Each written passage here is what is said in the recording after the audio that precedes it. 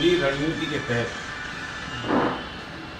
OBC, SC और ST का जो रिजर्वेशन था उसे उस रिजर्वेशन को ओबीसी से छीनकर एक विशेष समुदाय को देने का काम कांग्रेस कर रही है। कांग्रेस ने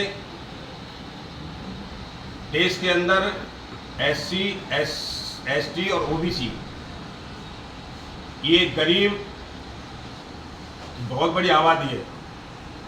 इस आबादी के हक को मारने का काम कांग्रेस ने निरंतर किया है। लाल किले के प्राचीर से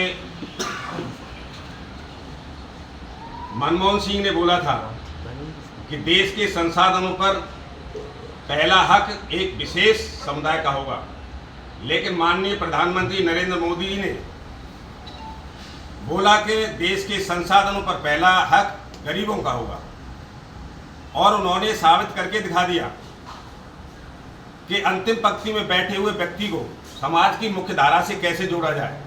उन्होंने ओबीसी, एसटी और एससी वर्ग के लोगों को सम्मान देने का काम किया और समाज की मुख्य धारा में जोड़ने का काम किया।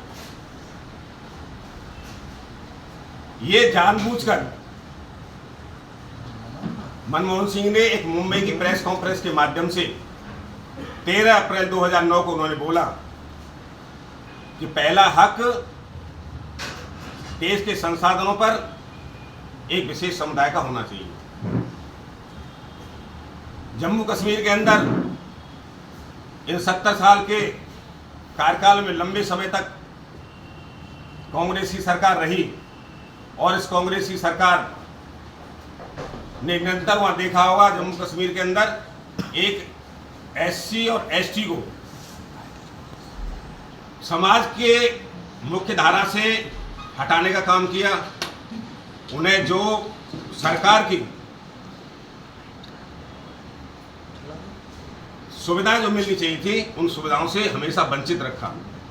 लेकिन जब से माननीय नरेंद्र मोदी जी 2014 से केंद्र में और प्रदेशों में भारतीय जनता पार्टी सरकार बनी, नरेंद्र मोदी ने निरंतर एसटी, एससी और ओबीसी को सम्मान देने का काम किया। जब से जम्मू कश्मीर के अंदर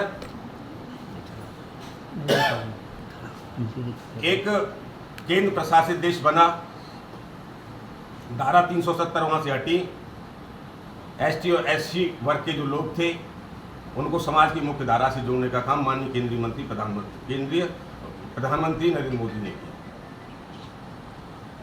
सच्चर कमेटी की रिपोर्ट के आधार पर उन्होंने एक बरगलाने का कोशिश किया। येन केन प्रकरण उन्होंने कोशिश करी किसी भी तरीके से इस एससी, एससी और ओबीसी के जो रिजर्वेशन है उसे किसी भी तरीके से इसे विशेष समुदाय को देने की उन्होंने भरसक प्रयास किया। मैं आपके माध्यम से बताना चाहता हूं कि जिस तरीके से सन 2014 से भारतीय जनता पार्टी सरकार बनी और इस गरीब, दलित, वंचित इस समाज के लिए माननीय नरेंद्र मोदी जी ने अनेक गरीब कल्याणकारी योजनाओं के माध्यम से इन गरीबों के उत्थान के लिए अनेकों काम किए।